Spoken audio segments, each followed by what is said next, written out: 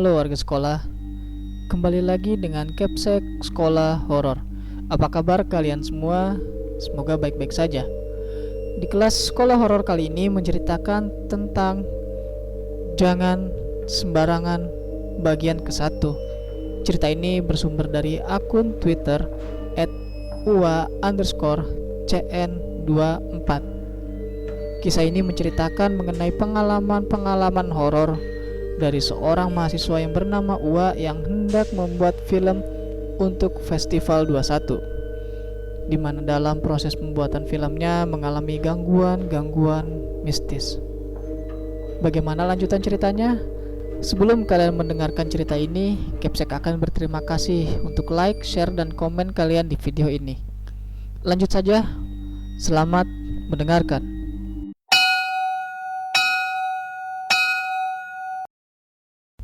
Jadi, pada bulan Oktober 2014, satu kelas angkatan gua itu ditantangin buat ikutan Festival 21. Karena pada film yang pertama sudah bisa untuk garap film selanjutnya. Jadi, dosen gua sekaligus produser menyuruh untuk buat ikutan. Diri gue pribadi berasa wow, karena waktu gue SMA gue punya niat mau kuliah ambil jurusan teknik perfilman, karena gue suka sama hal-hal yang kayak gitu. Tapi sayang, Allah berkehendak lain. Gue harus kuliah di Bogor dan ambil jurusan teknik komputer. Ya udahlah, nggak apa-apa. Setelah dapat tantangan itu, gue langsung garap karena bulan Aprilan 2014 gua udah diajak observasi juga ke Gunung Gede untuk buat film dokumenter yang kebetulan cocok lah dengan Festival 21 yang akan gue ikutin itu. Nah, sebagian nama yang ada bakal gue samarkan ya guys. Jadi, dosen gue itu namanya Pak Coki. Beliau udah ngasih pinjem alat-alat buat proses pembuatan film, mulai dari laptop, kamera, pokoknya sebagian kita pakai dari alat-alatnya Pak Coki, dan yang sebagian lain kita dapatkan dananya dari kampus karena kita mengajukan proposal ke kampus. Teman satu kelas gue di kampus banyaknya laki-laki, ceweknya bisa dihitung sama jari, dan cewek yang bertahan di kelas cuma gue doang, yang lain udah cuti dengan alasan lainnya. Karena gue kurang pemain dan kru, jadi gue ajak adik kelas gue buat ikut berpartisipasi. Gue ajak juga orang dari luar kampus. Oke, persiapan dan pengambilan gambar sebelum diambil di Gunung Gede tuh mulus-mulus aja. Pokoknya gak ada hal yang perlu dikhawatirkan. Paling cuma kesel-kesel sama pemain, tapi ya itu udah biasa. Di setiap kegiatan pasti ada aja orang yang selalu buat kita kesel. Gue di sini yang ambil kendali, tapi gue nggak bisa sendiri. Jadi gue butuh juga kerjasama dengan yang lain. Kalian yang baca tweet gue pasti hafal benar dengan cara penulisan gue, dan gue juga bingung gimana naskah film gue bisa lolos sama Pak Coki. Mungkin gue lagi beruntung aja, soalnya gue tahu latar belakang Pak Coki tuh kayak gimana. Dia dosen, tapi dia ambil sekolah film juga. Pokoknya Pak Coki dosen yang paling asik. Oke, lanjut hari pengambilan gambar ke Gunung Gede yang dijadwalkan bulan November awal. Jadi gua dan teman-teman lainnya harus mempersiapkan semuanya dengan matang. Kan gue satu kelas tuh sama si Dandi, otomatis dia juga punya peranan menjadi editor. Dan editornya ada dua, yang satu lagi tuh namanya Aji. Dan hari menuju Gunung Gede pun tiba. Kami semua kumpul di kampus, tapi si Dandi udah gak ada kabar dari 3 hari yang lalu. Gue mau udah gak mau bahas. Anak-anak yang lain juga udah pada uring-uringan nanyain si Dandi. Terus gue juga jemput temen gue si Anton di kosannya, sambil gue nyari kekurangan peralatan. Pokoknya abis sholat Jumat kita berangkat. Dan pas nyampe kosannya si teman gue itu, ternyata dia lagi kena tipes. Sumpah stres banget gue. Sedangkan dia itu dapat peran yang lumayan penting. Terus gue bilang ke dia kalau emang sakit ya gak usah lah maksa buat naik. Tapi dia tetap pengen ikut karena dia merasa udah mempersiapkan ininya dengan beli ini dan beli itu buat naik.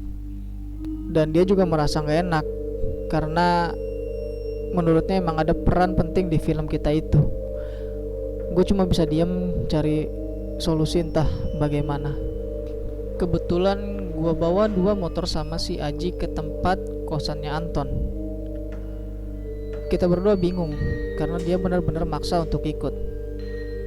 Akhirnya kita memutuskan untuk kembali ke kampus dan si Anton dibonceng sama Aji. Tak lupa Anton pun membawa obat-obatannya. Pokoknya ekstra peralatan. Sepanjang jalan menuju kampus, gue kepikiran dengan si Anton yang lagi sakit tipes. Dan gue hanya bisa banyak-banyak berdoa semoga semuanya akan baik-baik saja. Sesampai di parkiran, gue turunin peralatan perang gue. Sedangkan si Aji baru sampai. Dan gue lihat si Anton mukanya pucat banget. Gue pun ngomong ke Anton, "Ya Allah Ton, lu gak usah ikut aja lah. Gue liatnya gimana gitu." Anton pun menjawab, "Gua kuat Wak, tenang aja." "Iya tuh Ton, mending gak usah ikut lu istirahat aja. Ntar gua anterin balik gimana, mau gak?" Tambah Aji. Namun Anton pun memaksa untuk tetap ikut. Gue jalan buru-buru di dalam kampus. Ternyata udah rame. Ada kakak tingkat gue juga yang mau ikut ternyata. Dan ada juga krunya dari Pak Coki. Dan para pemain pun udah datang. Cuma satu yang belum ada kabar, si Dandi ini. Dan gue bilang ke semua kru dan semua pemain di ruang TU kalau si Anton sedang sakit tipes, tapi dia pengen banget ikut. Dan yang ada di ruang itu pun kaget dong, dan mereka langsung nyamperin si Anton yang lagi duduk sambil nonton TV di ruang tunggu. Sedangkan gue masih sibuk ngecek peralatan, ngecekin semua yang harus dicek biar gak ada yang ketinggalan. Pas gue keluar dari ruang TU itu, gue lihat ruangan udah sepi. Dan gue lihat jam dinding, ternyata memang sudah waktunya untuk sholat Jumat. Gue jalan ke arah ruang tunggu, ada si Anton sama pacarnya Rizka. Gue bertanya ke Rizka kapan dia datang. Dan katanya kalau Rizka tuh udah di sini bahkan sebelum gue datang. Gue pun bertanya, "Kok lu gak kelihatan ya tadi?" Menurut Rizka ternyata dia sedang di Indomaret. Lalu gue menceritakan juga keadaan Anton ke Rizka, kalau Anton yang sedang sakit tipes itu namun memaksa untuk tetap ikut. Kemudian gue jalan ke arah kamar mandi untuk ambil wudhu di lantai 2.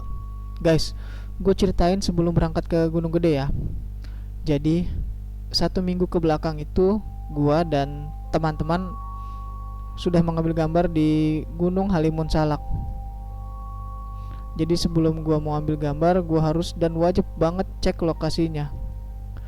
Dan gue pun meluncur dong untuk lihat lokasinya. Setelah di lokasi kan namanya juga dalam hutan, pasti isinya ya pohon-pohon semua.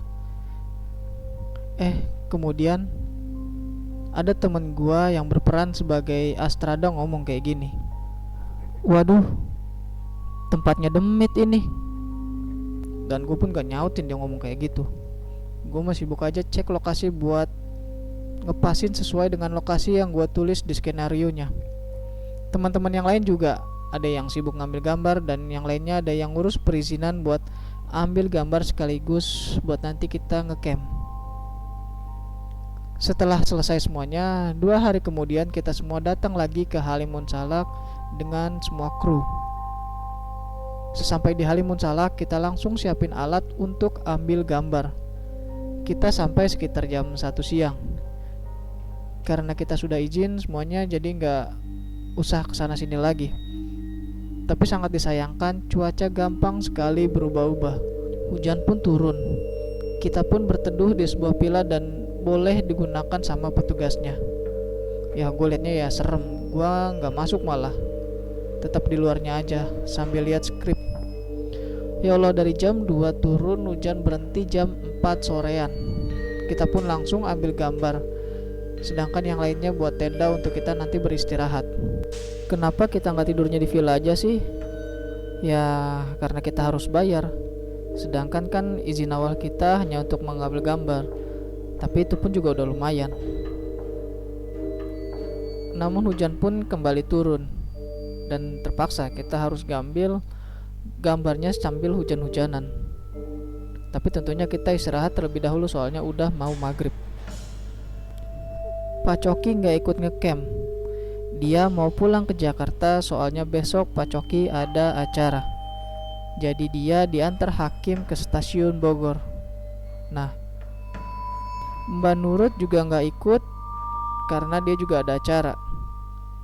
Kembalinya Hakim dari nganterin Pak Coki dengan membawa makanan, dan kita pun makan terlebih dahulu. Setelah selesai gue masuk tenda. Gue satu tenda sama Etika dan Kiki. Oke, gue gak bisa tidur nyenyak karena berasa ada yang ngawasin. Suara anjing melonglong atau kayak serigala gitu.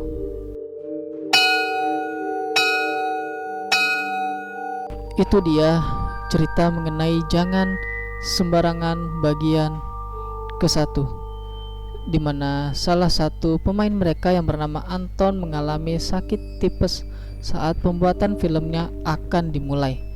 Kalau kalian jadi Anton, apakah kalian akan tetap ikut demi terlaksananya film ini, atau lebih memilih untuk beristirahat? Well, apapun itu pasti ada sisi positif dan negatifnya. Terima kasih buat kalian warga sekolah yang telah mendengarkan cerita ini, dan terima kasih juga kepada akun Twitter @ua_cn24 yang telah memberikan kami izin untuk membacakan cerita ini. Jangan lupa untuk like dan share video ini agar warga sekolah horor semakin bertambah, dan sampai jumpa di kelas berikutnya.